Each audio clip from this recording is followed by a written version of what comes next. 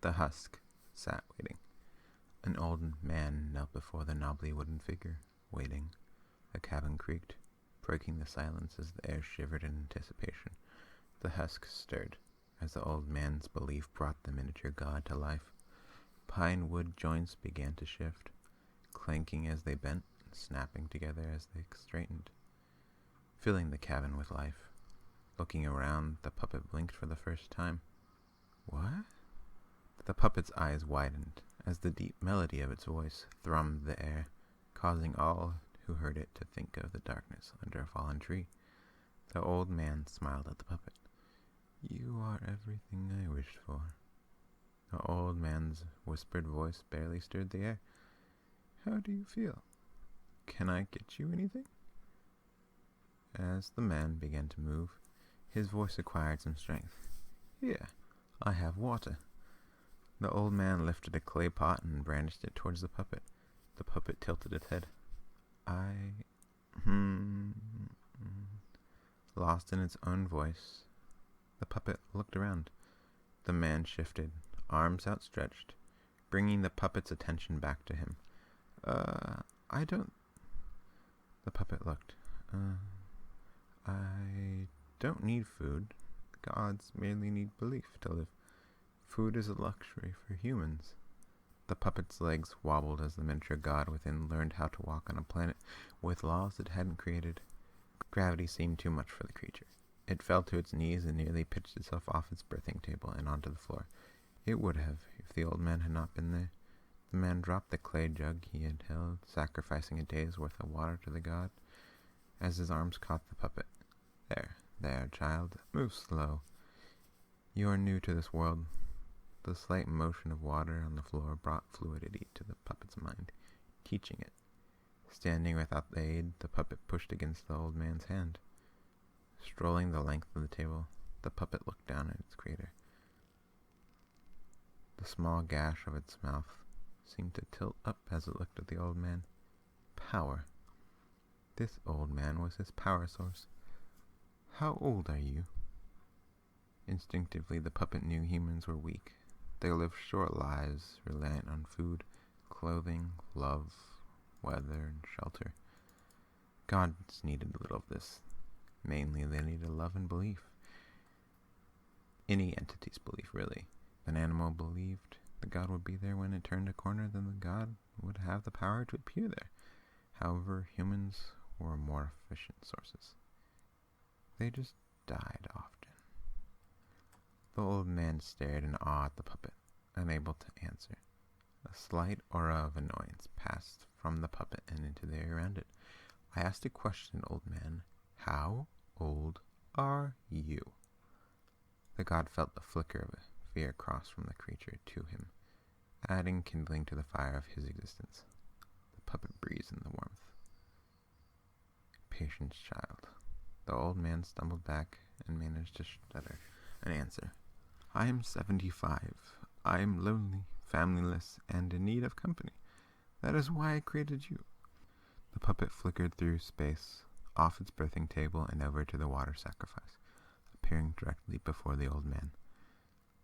Lifting his hands, the puppet gestured for the old man to join him in an embrace. It is okay. You have a family now. The old man leaned into the puppet's embrace, giving more fuel to its little fire. Power. The puppet did its best to radiate kindness and love as the old man embraced him. The puppet needed the man. For now. Fear only gave a sliver of power.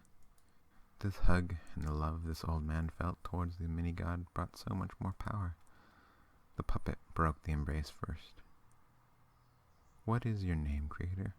What is my name? How do you live? So many questions, just to keep up appearances. Fear had been so much simpler. Blinking, the puppet looked up at the old man. Patience. You need him. He will tell you what you need to know in time. The infinitely small god felt space stretching around it, as it waited for the old man to think and respond. Pursing its lips, the human wasted time. Facial expressions. Ugh. Forcing others to feel your will was so much more efficient. The old man's pursed lips straightened. My name is Geppetto, and I christen thee Pinocchio." The name felt good on the puppet's shoulders. They straightened slightly, becoming taller as the mantle of its name completed the god. He had a new title now, and could be known by others. Word would spread of his existence, power would rush to him, other gods would tremble as he stole their worship from right under their noses. Everything would be his. "I don't really need much," the old man gestured around the room. "Mainly I tend my garden, fetch water from the well, and make things from wood." All of these solitary activities fell upon the puppet's shoulder, weighing it down. The mini-god finally understood why the old man had created him. He truly had no one else. "When do you go to town? Where are the other humans?"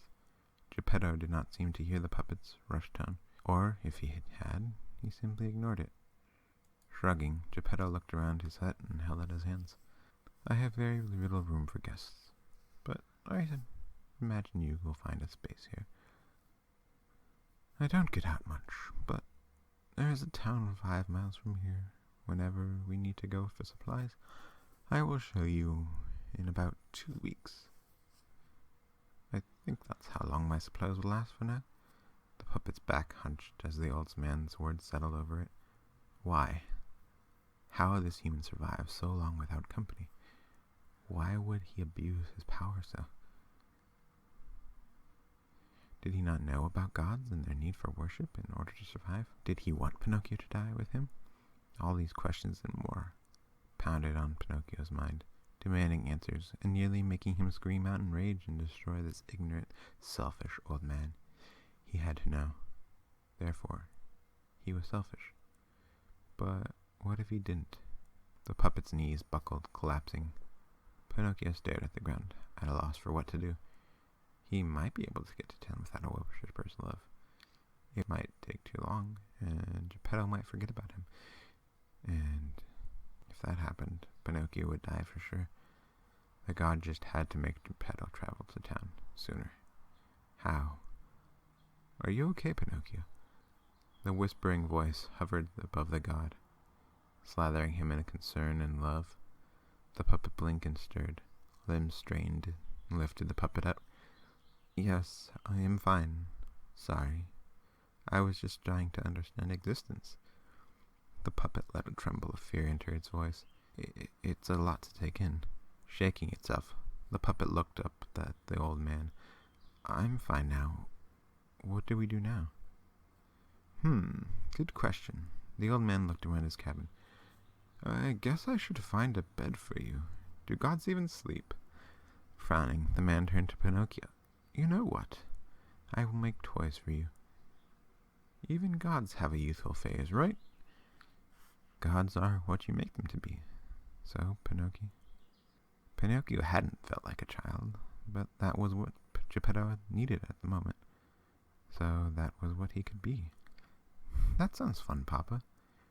Do you want my help?" Geppetto smiled down at his son. "That would be nice." Worship flowed between them as the two began to work. Pinocchio left the hut to gather wood from the back, while Geppetto began to carve. The two became bent with their work. Wood and flesh grew weary as the sun began to fall and diamond-esque lights appeared in the sky, burning brightly, watching the god below. The wind stirred around the hut, watching in wonder, whispering to the mini-god. Pinocchio did not like the whispering wind, watching it out of the corner of his eye as he carried a large log of wood into the hut. The god placed the wood down next to Geppetto and quickly closed the door, shutting out the wind. Sighing, the god pushed the whispering words from its mind. He would not die. Death was for his creator, not him. Turning and looking up at Geppetto, the boy felt a flicker of warmth for the man. Geppetto had given him life. It was some selfishness, but he had worked to bring the god into existence. The old man's fingers worked again, whittling with a small knife, making something that looked oddly familiar. The puppet blinked and looked down at his own wooden hand. The scratching of wood against metal stopped. It was speaking again, wasn't it? A gust of air reminiscent of the wind outside rushed from the old man's lungs. "I told it not to say anything." Fiery eyes and a curved mountain flesh turned to Pinocchio. That wind really needs to learn to behave itself. How much more do I have to do to it? I have chained its identity to the mountains so it could not become a true god anymore. I have taken its love of languages so that it only blows and blusters around. What more can I do? The man stood with ease, his back uncurled like a frog's tongue latching onto its prey, abandoning the facade of youth. Do I have to steal its soul next? What will that do to the world? Magic is already leaving for God's sake. The little hut seemed to creak as Geppetto took a step towards Pinocchio, brandishing a childlike puppet hand in his own wrinkled, monstrously strong grasp. You know, child, the very first puppet god I created managed to run away for a week. Geppetto reached out as Pinocchio took a step towards the door. Fumbling with the latch, Pinocchio nearly undid it when a gnarled hand grasped the nape of his neck. I caught him by binding a demon to my will and sending it out. Even after that, I had to leave my home, go into the belly of a whale, and retrieve the puppet. Pinocchio whimpered as Geppetto picked him up and began to swing him through the air. I have made 50 others since, and you know what, kid? It is working.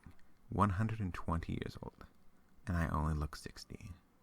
I know, fear as a source of worship isn't the best source of power, but considering the fact that I've only aged 10 years in the last 70, and have the strength of a youth, I think I'm doing pretty good surviving off fear. Don't you? Pinocchio whimpered in response. Geppetto laughed and waved his free hand in front of him. The hut grew, elongating, filling with new objects. A staircase descending down appeared in front of Geppetto. Let's go. It's time I put you with the others. Geppetto growled under his breath. Right when you were starting to truly love me, too. I could have used that love for a while. It would have been so much warmer than fear. Pinocchio watched as his breath appeared before him.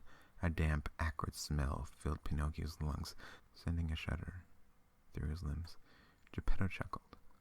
I know fear doesn't smell pleasant, does it? The stairs ended at a large wooden door that exuded weight. Pinocchio eyed it, hoping Geppetto would be unable to move it. The old man snapped his fingers, and the doors opened. No! Pinocchio's voice cracked.